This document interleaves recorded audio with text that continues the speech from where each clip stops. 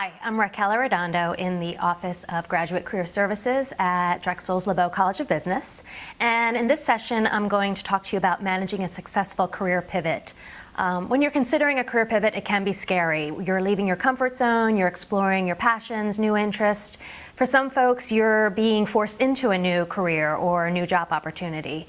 Whatever those situation is, whatever the circumstances are, this session will talk to you about creating a strategy so that you can feel confident about that next move.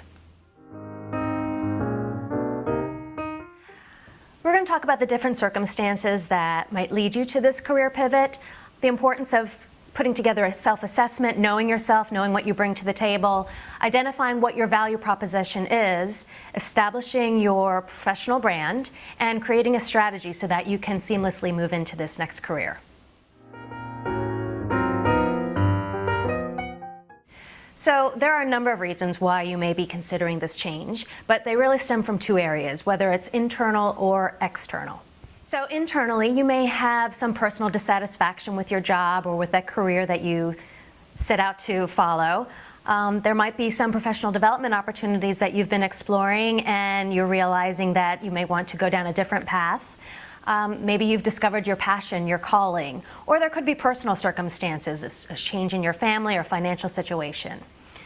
On the other end, there are external reasons. So maybe your organization or your company's restructuring, your job might be eliminated, or your skill set might become obsolete. Regardless of the reason, it's important to begin with knowing yourself. So we begin with knowing yourself. That's having self-awareness and assessing your skills, abilities, and your interests.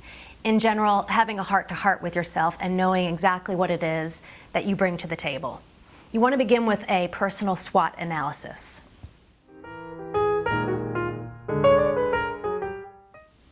Self-awareness begins with knowing your strengths. You can list on a piece of paper those soft skills, those technical skills that you know that you're really great at. You can review your annual performance reviews with your supervisor, get feedback from your supervisor, from your trusted colleagues, friends, family. There are also online assessments that you can take, such as the Myers-Briggs, the Richard Step Strength and Weakness Assessment. There are a number of free online tools that you can utilize to help you identify what those strengths are.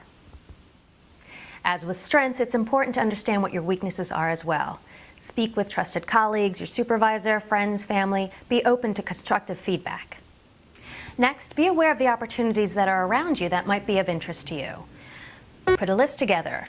Talk to your current employer, see if there are opportunities within your organization. Check with your network. Let them know what you're interested in. See what opportunities might exist there. Look into different industries and companies that are growing within your area. And look at those job functions and skills that are in demand. And finally, be aware of what might threaten that next move. Are there skills that you're lacking? Is your network truly that network that is in that industry or in that career path? Be aware of what it is that you need to accomplish, those steps that you need to take to get you to that next level.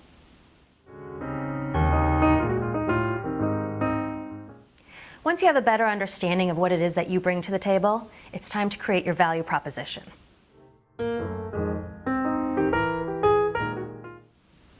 We each bring to the table a unique set of skills and experiences that differentiate ourselves, and we need to own that when we are presenting our value proposition. So within skills, there are your soft skills and there are technical skills. Soft skills would revolve around communication, intuitiveness, leadership, team-oriented or task-oriented. Technical skills revolve around maybe a software skill or language, or maybe it's an industry knowledge. Next, think about those experiences that you bring to the table. Maybe it's a previous work experience, maybe it's travel, maybe it's volunteer work that you've done, or just your network experience that you've had with folks that you have within your network. So now that you've identified your value proposition, what you bring to the table, it's time to communicate your brand.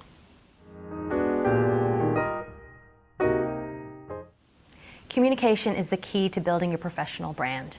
You are your own best advocate. No one else out there is going to be advocating on your behalf or for you the way that you would do that. Consider that every interaction, whether it's personal or professional, is an opportunity for you to grow your network, to talk about your brand, to talk about what you can offer to an organization. 70% of job offers are offer it as a result of your network. So consider that when you're out there networking at an event, whether it's a social event or a professional event. Now to create your strategy. So finally, creating that strategy. It takes work, but for those individuals that put the time and effort into it, it does work.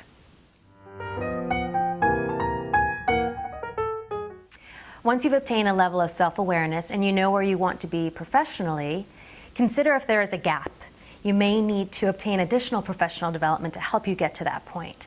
Maybe that's a certification, license, maybe it's a graduate degree. Maybe that might be online coursework such as Coursera or a YouTube video to help you up your skill set. Next, leverage social media.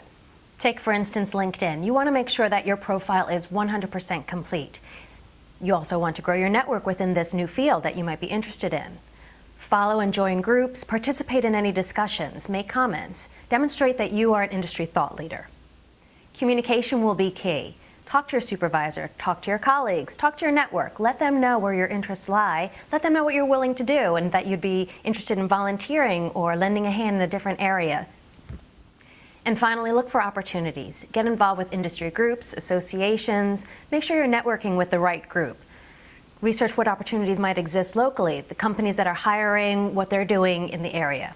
At the end of the day, you need to become your own advocate. If you're at this crossroads in your career and not sure where to begin or want to talk it through with someone, use your Drexel network. Talk to a trusted advisor, a professor, and of course, I'd be more than happy to answer your questions. Thanks again for joining me today. Again, I'm Raquel Arredondo at Drexel's LeBow College of Business in the Office of Graduate Career Services.